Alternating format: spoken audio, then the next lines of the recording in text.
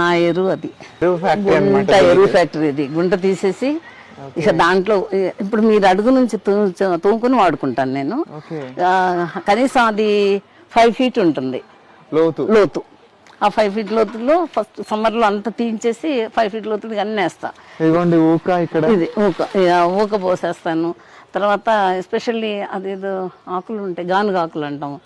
ఆ ఆకులు, వేపాకులు, ఊక, తర్వాత పశువుల ఎరువు అన్ని ఫస్ట్ ఏం చేస్తా. ఏం చేసి సమ్మర్లో ఇక పైన వేసుకుంటూ పోయి మిగతా సీజన్ అంతా వాడుకుంటా. సమ్మర్ అంటే మార్చిలోనే వేస్తా. మార్చిలో స్టార్ట్ చేస్తే నాకు మనం జూన్లో పెట్టుకునేటప్పటికి అంతా ఫెర్టైల్ అవుతుంటది. ఇప్పుడు కిచెన్ వేస్ట్ కూడా ముందు టిన్లో వేసుకుంటా, అది తెచ్చేసి దీని మీద వేస్తా.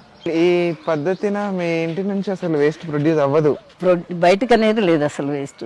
ఓన్లీ కొంచెం ఏమన్నా ప్లాస్టిక్ వస్తుంది వేరే పెట్టి ఇచ్చేస్తాను.